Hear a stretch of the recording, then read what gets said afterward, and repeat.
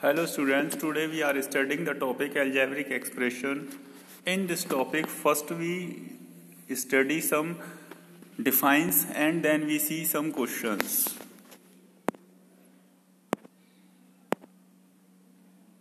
First है हमारा factors. When two or more numbers and literals are multiplied, then each one of them is called a factor of the product. Suppose करिए हमारे पास कोई भी number दिया हुआ है 5xy, ये मल्टीप्लाई में है सब, तो ये सब क्या हैं? एक दूसरे के फैक्टर। 5b, xb और yb, ये सब क्या हैं? 5b फैक्टर बोला जाएगा, x भी फैक्टर बोला जाएगा, y को भी फैक्टर बोला जाएगा और टोटल क्या क्या बोला जाएगा? प्रोडक्ट। तो 5 क्या है? फैक्टर। 5 फैक्टर है 5xy का, x भी फैक्टर है 5xy का और y भी फैक्टर है xy 5xy का। तो इस तरीके से हम फैक्टर्स को समझ सकते हैं। प्रोडक्ट का कोई भी पार्ट फैक्टर कहलाता है। सेकंड आया हमारा coefficient. In a product of the numbers are literals, any of the factor is called the coefficient of the product of other factors. Example, अब इसमें क्या है कि coefficient in a product of numbers and literals, यदि कोई number और literal है, suppose करिए इसमें दिया हुआ है हमारा कोई भी नंबर और लिटरल का प्रोडक्ट है, जैसे एग्जांपल दिया हुआ है यहाँ 5xy। 5 क्या है हमारा?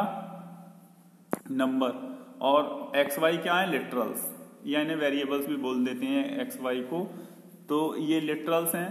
तो इन्हें कहा any of the factor is called, इसमें से हर एक फैक्टर क्या बोला जाएगा?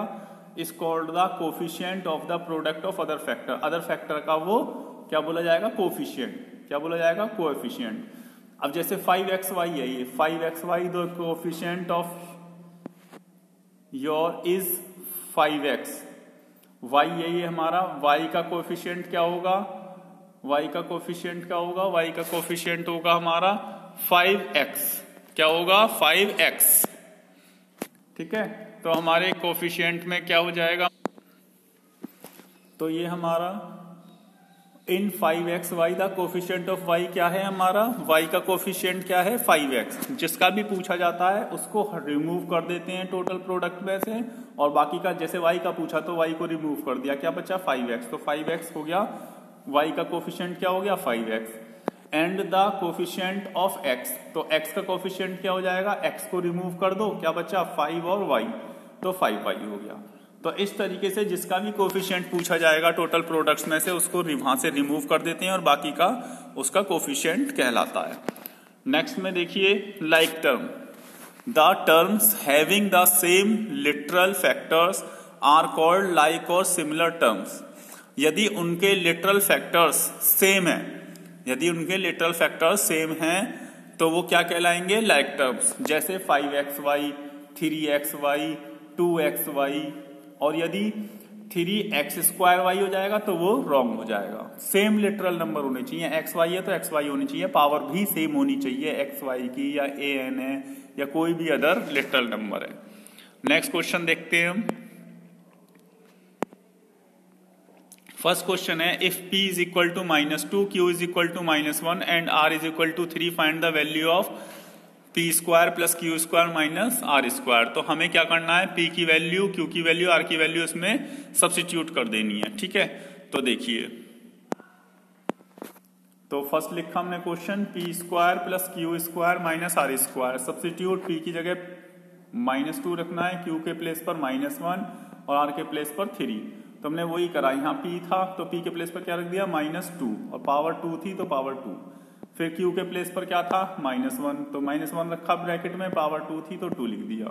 फिर r के प्लेस पर था 3, तो हमने 3 रखा अंदर ब्रैकेट में और 2 कर दिया। अब इनको जितने टाइम है ये पावर, उतने टाइम इनकी मल्टीप्लाई कर ली। -2 की पावर 2 थी तो -2 की 2 टाइम मल्टीप्लाई कर ली। -1 की पावर 2 थी, -1 की 2 टाइम मल्टीप्लाई कर ली। 3 की पावर 2 थी तो 3 की 2 टाइम मल्टीप्लाई कर ली। अब जब मल्टीप्लाई करी 2 2 जा 4, 1 1 जा 1, 3 3 जा 9। तो हमने क्या करा? प्लस प्लस वाले प्लस कर लिए, 4 और 1 प्लस के हैं तो 4 और 1 5। ये माइनस का 9 है तो ये माइनस का 9। अब माइनस का 9 बड़ा है प्लस के 5 से, तो हम क्या करेंगे? इसको माइनस कर देंगे। 9 में से 5 माइनस करा 4, और साइन कौन सा आएगा? माइनस का, क्योंकि माइनस का नंबर बड़ा है, 9 बड़ा है इसलिए। अब नेक्स्ट है हमारा, तो नेक्स्ट में देखिए 2p स्क्वायर, तो ये लिख दिया 2p स्क्वायर, इधर 2p square minus Q square plus 3r square, इसमें भी वही वैल्यू पुट करेंगे हम। p के प्लेस पर क्या रख दिया, 2 तो है ही यहाँ पर, 2 पहले लिख दिया। फिर क्या था p स्क्वायर, तो p के प्लेस पर -2 रखा, फिर 2 लिख दिया। फिर क्या था q स्क्वायर, क्या था हमारा q स्क्वायर, तो q स्क्वायर के प्लेस पर क्या लिख दिया हमारा -1 था, तो -1 का स्क्वायर कर दिया। फिर ये 3 था, 3 हो गया। फिर r की प्लेस पर 3 रख दिया, 3 का स्क्वायर। अब इसकी वैल्यू पुट करी, 2 -2 इंटू -2, -1 है, -1 की पावर 2 कर दी, -1 इंटू -1। फिर 3 है, 3 आ गया। फिर 3 की पावर 2 थी, 3 की भी 3 इंटू 3। अब इनकी जब मल्टीप्लाई करेंगे तो इन सबकी ये 2 2 जा 4, 4 प्लस का हो गया, माइनस माइनस प्लस, उस 4 की मल्टीप्लाई कर दी 2 में, 4 2 जा 8, तो आ गया 8। फिर -1 की मल्टीप्लाई करी, -1 1 1 जा 1, माइनस माइनस प्लस, ये भी माइनस और दूसरा वाला भी माइनस, भाई ये भी माइनस और ये भी माइनस, माइनस माइनस प्लस हो गया, प्लस का 1, लेकिन बाहर माइनस का साइन है तो इसलिए माइनस का 1। फिर 3 3 जा 9, 9 3 जा 27। अब हम क्या करेंगे, प्लस प्लस को प्लस कर लेंगे, 8 भी प्लस का और 27 भी प्लस का। जब इन दोनों को प्लस करा तो कितना आया 35, और माइनस का 1 था तो इसलिए -1 कर दिया, तो कितना आ गया 34। तो इस तरीके से आंसर क्या आ गया इसका 34। हम नेक्स्ट क्वेश्चन देखते हैं। नेक्स्ट क्वेश्चन ने पूछा है राइट द कोफिशिएंट ऑफ, अभी अभी मैंने आपको बताया था कोफिशिएंट के लिए जिसमें x का पूछा है, तो x के लिए x को रिमूव कर देंगे, क्या जाएगा 13। फिर y का पूछा है तो y रिमूव कर देंगे तो क्या जाएगा -5। इसी टाइप से a का पूछा है, a से a रिमूव कर देंगे, क्या आ जाएगा 6b। इसी टाइप से x स्क्वायर रिमूव कर देंगे तो क्या बचेगा 1। जहां पर कुछ नहीं होता, जहां कुछ नहीं बचता, वहां क्या बन जाता है 1। तो अब देखिए फर्स्ट है हमारा coefficient of x in 3x 13x is 13। भाई x रिमूव कर देंगे 13x में से तो क्या जाएगा 13। फिर कोफिशिएंट ऑफ y, तो coefficient of y in -5y, तो y को रिमूव कर देंगे, क्या बचेगा -5। फिर क्या है कोफिशिएंट ऑफ a को इन 6ab, 6ab में से a को रिमूव कर देंगे तो क्या बच जाएगा 6b। इसके बाद फिर हमारा coefficient of x square in x square -x square. अब x स्क्वायर से x स्क्वायर को ही हटा देंगे तो क्या बचा केवल माइनस, और जब कुछ नहीं बचता तो वहां क्या आ जाता है 1, तो माइनस का 1, मतलब इसके साथ प्रोडक्ट में क्या है -1। ये क्या होते हैं प्रोडक्ट, भाई ये -1 इंटू एक्स स्क्वायर होगा, ये तभी तो ये माइनस का x स्क्वायर है नहीं है ये इसके प्लेस पर, तो हमने x स्क्वायर तो रिमूव कर दिया, क्या बचा -1, तो ये वही -1 आ गया। ठीक है, अब हम नेक्स्ट क्वेश्चन देखते हैं। नेक्स्ट क्वेश्चन में right the numerical coefficient. Numerical coefficient होता है नंबर वाला, ठीक है, तो नंबर में क्या है कोफिशिएंट। अब देखिए तो फर्स्ट है हमारा न्यूमेरिकल कोफिशिएंट ऑफ AB के साथ नंबर में क्या है, कोई नंबर नहीं शो हो रहा, तो इसका मीन्स 1 है, इसके साथ क्या है 1, तो न्यूमेरिकल कोफिशिएंट मीन्स नंबर। ठीक है, तो AB के साथ क्या है 1, तो हो गया इसलिए 1। तो और -6BC, -6BC में न्यूमेरिकल कोफिशिएंट क्या है -6, क्या है -6, क्योंकि -6 इसके साथ कोफिशिएंट में है। फिर तीसरा आया 7xyz, तो 7xyz में केवल 7 ही नजर आ रहा है हमें न्यूमेरिकल, बाकी सब तो लिटरल नंबर्स हैं। xyz तो लिटरल है या वेरिएबल बोल दें, 7 ही केवल न्यूमेरिकल है। इसके बाद -2x की क्यू, y की क्यू और y स्क्वायर और z में केवल -2 ही न्यूमेरिकल है, तो ये ही न्यूमेरिकल कोएफिशिएंट है। ठीक है, न्यूमेरिकल कोएफिशिएंट मींस नंबर। इसके बाद फोर्थ क्वेश्चन आया हमारा। फोर्थ क्वेश्चन ने पूछा है right the constant term. Constant term कौन से होते हैं, जिनकी वैल्यू हम चेंज नहीं कर सकते, मींस जितने भी काउंटिंग नंबर्स होते हैं वो सारे क्या होते हैं, जितने भी इंटीजर्स होते हैं वो सब क्या होते हैं कांस्टेंट टर्म्स। जितने भी इंटीजर्स हैं वो सारे कांस्टेंट टर्म, माइनस में हो चाहे प्लस में हो। तो अब हमारे क्या हो गया तो इसमें कांस्टेंट टर्म क्या है, देखिए फर्स्ट है हमारा in the expression of 3x² plus 5x plus 8 the constant term is 8। इसमें कांस्टेंट टर्म क्या हो जाएगा 8। क्यों? क्योंकि इसके साथ कोई लिटरल नंबर नहीं है, बाकी सबके साथ लिटरल नंबर है। जैसे ही x की वैल्यू चेंज होगी सो ही उस पूरे टर्म की वैल्यू चेंज हो जाएगी, कंप्लीट टर्म की वैल्यू चेंज हो जाएगी। तो इसलिए केवल कांस्टेंट टर्म क्या है 8। क्या है 8। तो एक टर्म होगा हमारा 8। ठीक है। दूसरा आया सेकंड वाले में, in the expression of 2x² minus 9 the constant term is -9, क्योंकि यही कांस्टेंट रहेगा। और आगे है 2x², यदि x की वैल्यू चेंज हो जाए, x की वैल्यू 1 रख दे तो 1 के अकॉर्डिंग आंसर आ जाएगा, 2 रख देंगे तो 2 के अकॉर्डिंग आ जाएगा, 3 रख देंगे 3 के। तो इसलिए 2x² की तो वैल्यू चेंज होती रहेगी क्योंकि उसके साथ लिटरल नंबर लगा हुआ है, लेकिन -9 कांस्टेंट है, ये हमेशा -9 ही रहेगा। तो इसलिए क्या हो गया कांस्टेंट टर्म, कांस्टेंट टर्म पूछा है तो इसलिए कांस्टेंट टर्म क्या हो गया इसका -9। ठीक है। अब इसके बाद में हम फिर नेक्स्ट को देखते हैं, identify the monomials, binomials, trinomials. जिस एक्सप्रेशन में 1 टर्म है वो मोनोमियल। ठीक है। जिस एक्सप्रेशन में 1 टर्म है, कितने टर्म है 1, केवल 1, वो है मोनोमियल। जिसमें 2 टर्म्स हैं वो है बाइनोमियल्स। ठीक है। जिसमें 3 टर्म्स हैं वो है ट्राइनोमियल, वो क्या बोलते हैं ट्राइनोमियल। अब देखिए, अब हमारा फर्स्ट है -2xyz। तो टर्म्स हमारे कहां से बनते हैं, साइन के चेंज होने से।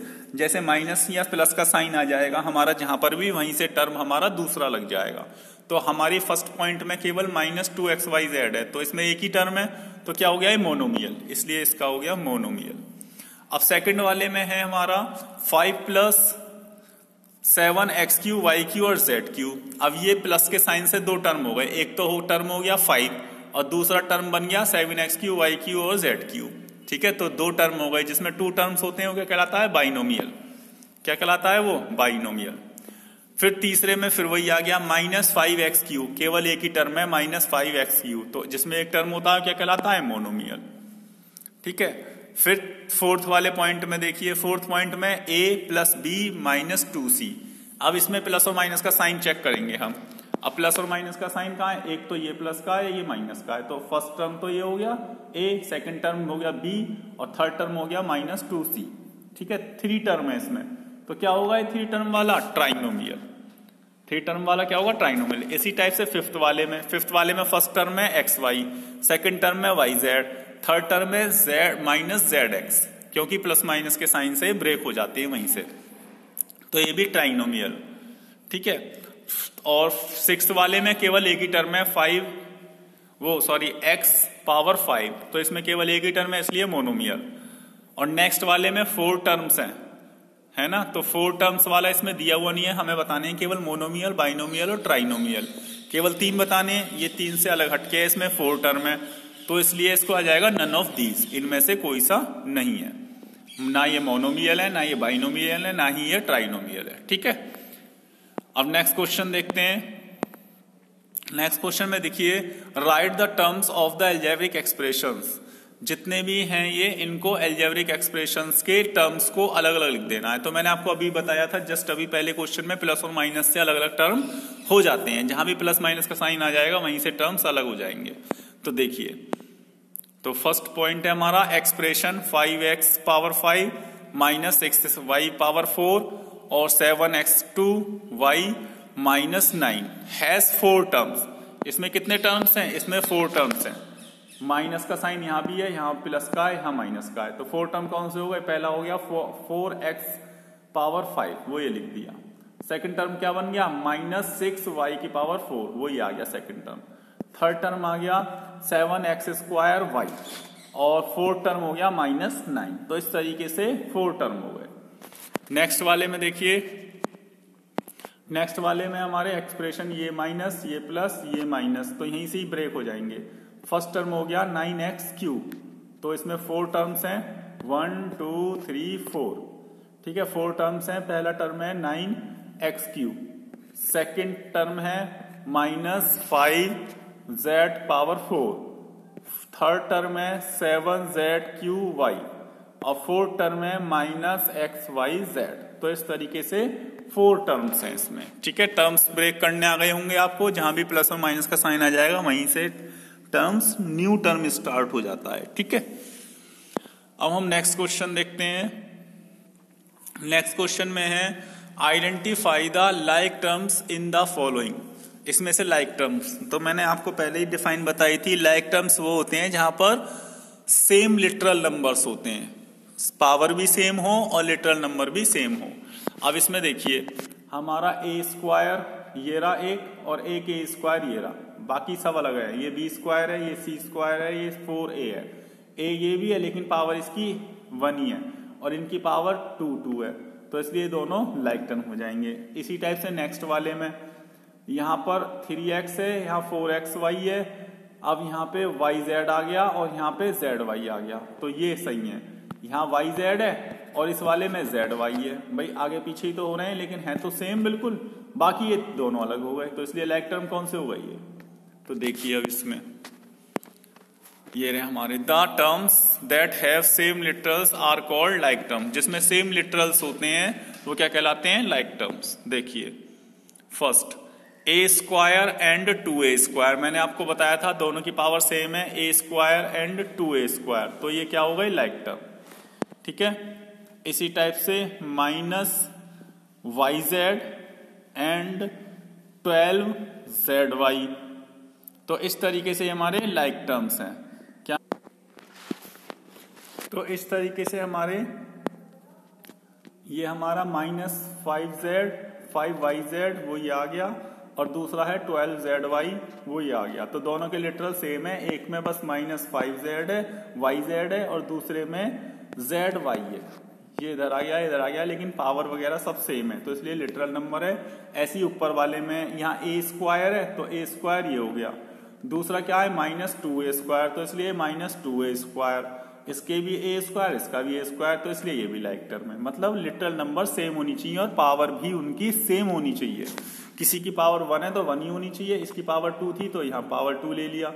यहाँ पावर yz दोनों की zy लिख दो चाहे yz लिख दो, इसलिए लिटरल नंबर सेम है, इसलिए ये लाइक टर्म्स हैं।